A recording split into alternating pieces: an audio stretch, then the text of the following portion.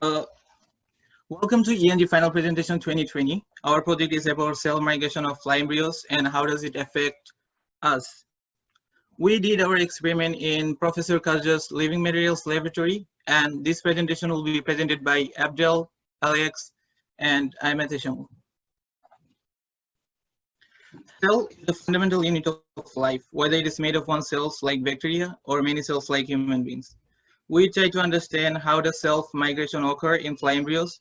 Recently, a protein called myosin 2 found to be reasonable for cell migration, although biologists and scientists know a fair amount about myosin 2, but they still don't understand how does mutation in myosin 2 lead to specific diseases, which is hard to develop drugs and therapies. So myosin 2 mutations and human diseases. Myosin is a motor protein that dictates cell movement and cell mechanical properties. Especially if the myosin doesn't function properly, then several diseases can occur, like birth defects, cancer metastasis, improper wound healing. And they do occur because the cell can no longer move properly or the change of the shape in the way they should. So we use flies in our experiment because it is easy to watch the cell migrate inside the embryo, and it is important to know to get an idea how does it affect in a human.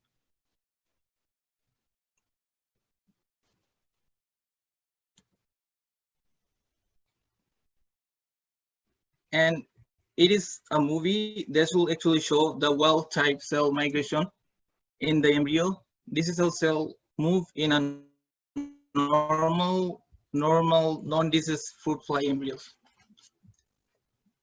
And we came up with hypothesis that if the human cells contain mutant myosin proteins, then their movements will be more irregular, meaning a lower velocity and higher tortuosity.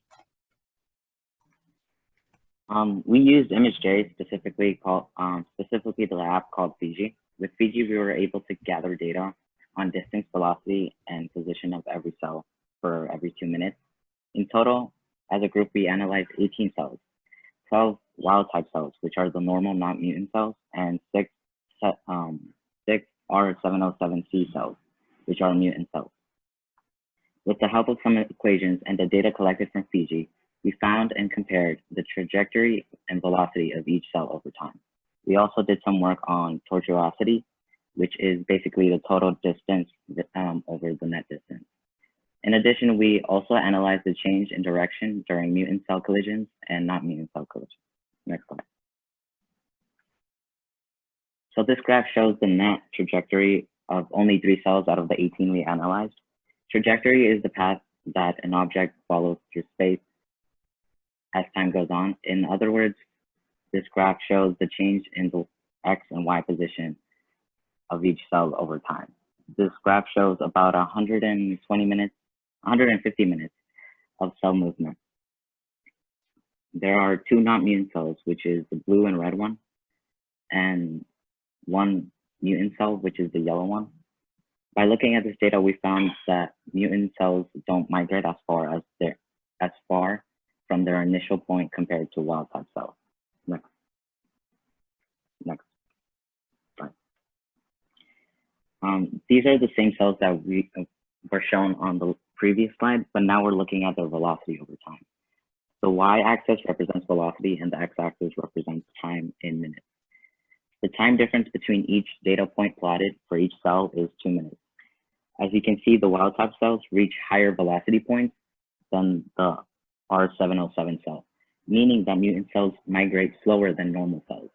This helps explain a bit why mutant cells travel smaller distances compared to normal cells. Next slide.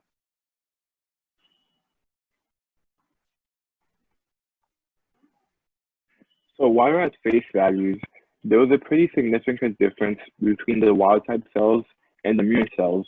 We also want to take a closer look at the individual cells themselves to get a better understanding of the behavior of the cells.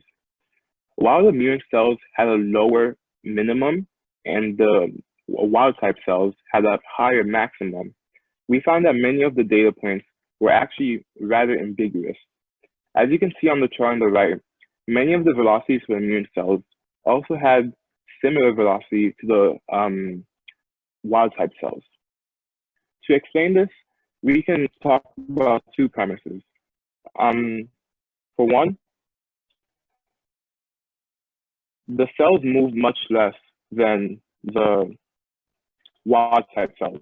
So it's much easier for it to have similar data as compared to the wild type cells. Secondly, the wild type cells and the mutation cells all go, oh, sorry, my camera went out. But all of the cells have genetic variation among them. And even if the DNA is mutated, the cell might not present that mutation itself.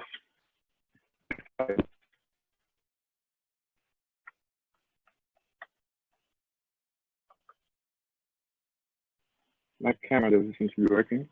But another factor that relates to the cells was tortuosity. As mentioned before, tortuosity is the ratio of the total distance to the net distance. We like to call tortuosity a measure of effectiveness. The closer the value is to 1, the more effective the cell is. The higher the value is, the less effective it is.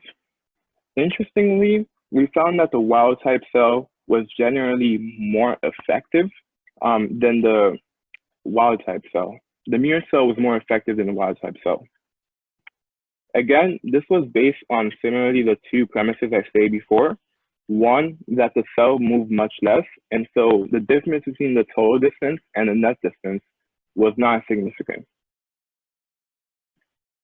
Next cell, please. So in conclusion, we found that the mutant cells showed trends of cell migration being less selective, but due to genetic variation, there are definitely some cells that had close similarities to the wild type cells. This genetic variation also serves as a possible explanation to why there is such a broad range of diseases that occur because of mutant mouse cells. And further research into this topic would have to deal with the concentration of the myosin in the cells and how this concentration affects cell behavior. We also like to analyze the behavior in 3D to get better understanding of how the mutation affects the cells. Next slide. And we wanted to give a shout out to our PI, Professor Kasza, and our mentors, Marisol, Christian, and Sham. Thank you.